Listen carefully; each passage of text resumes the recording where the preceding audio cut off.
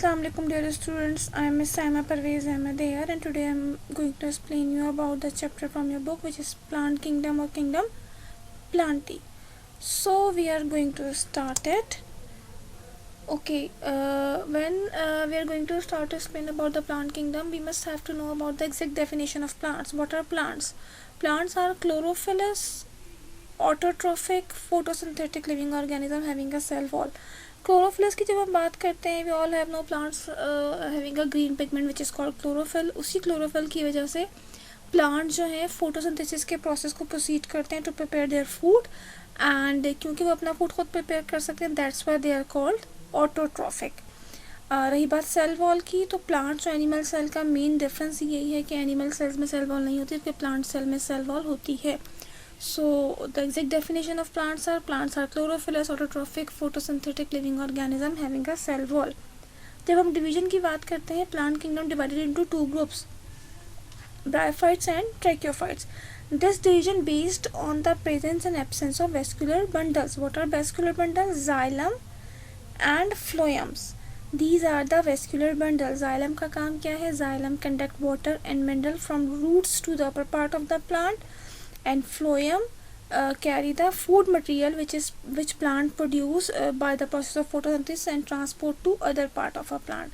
So these both are the transport ducts or carriers, and these are called vascular bundles. इनकी presence और absence के बुनियाद पे first division plant kingdom में होती है, which is bryophytes and tracheophytes. Bryophytes की जब हम बात करते हैं, bryophytes are non-vascular plants. इस मीन में vascular bundle या xylem and phloem नहीं होते, जबकि tracheophytes are vascular plants. These all are the subdivision of bryophytes and tracheophytes. Bryophytes divided into three groups: Hepataceae, Musae, and Anthocerote. Tracheophytes divided into five groups: Lycopsida, Psilopsida, Pteropsida, Sphenopsida, and Spermopsida. Today we are going to discuss about bryophytes, and inshallah in the next presentation we will continue tracheophytes. So bryophytes, bryo word निकला है bryon से, it's mean moss. Moss is जो the specific structure which is spreading, not just a tree like, जिस तरह से carpet floor कर रहा होता है, फ्लोरिश कंडीशन आ रही होती है, कार्पेट पूरा कवर कर देता है, मॉसेस का इस तरह का स्ट्रक्चर होता है. फाइट्स निकला है प्लांट्स से. These are the primitive plants और simplest plants. These are seedless, chlorophyllous तो अपना फूड प्रिपेयर कर रहे हैं, यूकैरियोटिक है, having a proper nucleus, and non vascular plants, they do not have flowers. Seeds नहीं है तो फ्लावर भी डेवलप नहीं होते, but other reproductive structures are there.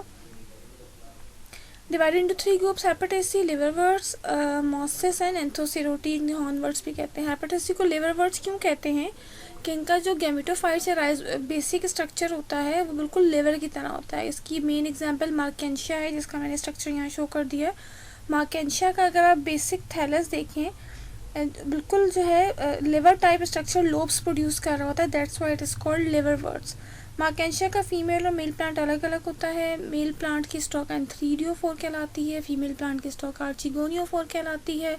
Main difference में होता है कि मेल प्लांट के जो रिसेप्टिकल्स होते हैं वो डिस्क शेप होते हैं, जबकि फीमेल प्लांट के टेंटिकल्स होते हैं, आर्म्स प्रोड्यूस कर रहे होते हैं.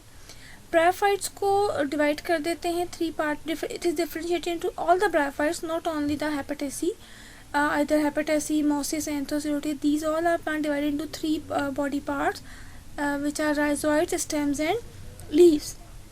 Rhizoids are the thread-like structure which is present at the base, और ये रूट वाटर को absorb करने का काम करते हैं. Stem and leaves is this structure in which the archigoniophore and thridiophore arises.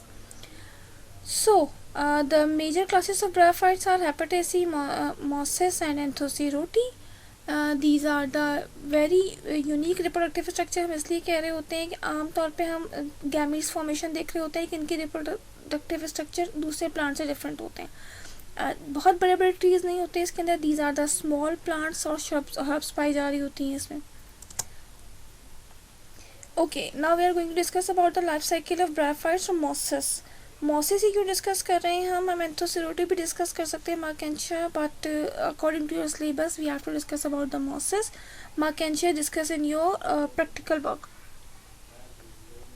सो जब रिप्रोडक्टिव स्ट्रक्चर की बात करते हैं, मॉसिस की लाइफ साइकिल और ब्रायोफाइट से तकरीबन काफ़ी चीज़ें तीनों में सेम होंगी, मॉसिस में, एंथ्रोसिरोटी में और हेपेटेसी में, बट हम यहाँ मॉसिस की पूरी लाइफ साइकिल को डिस्कस करेंगे। मॉस का स्ट्रक्चर देखते हैं तो इसका स्ट्रक्चर ये है, ऊपर स्वेलेंट पोर्शन जो है this is called capsule, then stalk is called sporophyte, and the basal structure which is having a leaf is called gametophytes and rhizoids are present.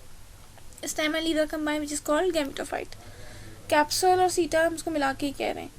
Okay जी, जब हम उसकी लाइफ साइकिल की बात करते हैं तो लाइफ साइकिल हैप्लॉइड और diploid दो जोन में डिवाइड होती है। गैमेटोफाइट्स का हैप्लॉइड है जबकि स्पोरोफाइट क्या है, डिप्लॉइड है।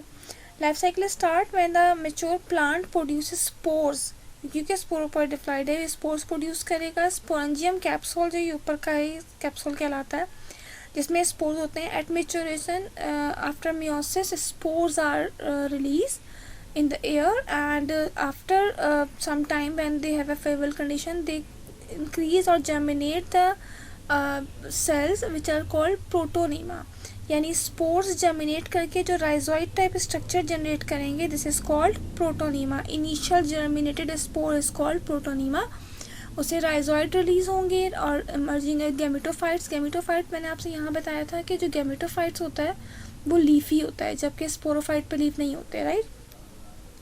सो स्पोरोफाइट से स्पोर रिलीज हुए, उन्होंने protonema in initial plant body में रिलीज की, राइजोइड प्रोड्यूस हुए और इस तरह से लीफ लाइक स्ट्रक्चर राइज होना शुरू हो जाएंगे which is called gametophytes. Gametophyte gametes produce करेंगे, male and female gametes, they are combined to form zygote after fertilization. This zygote develop again sporophyte.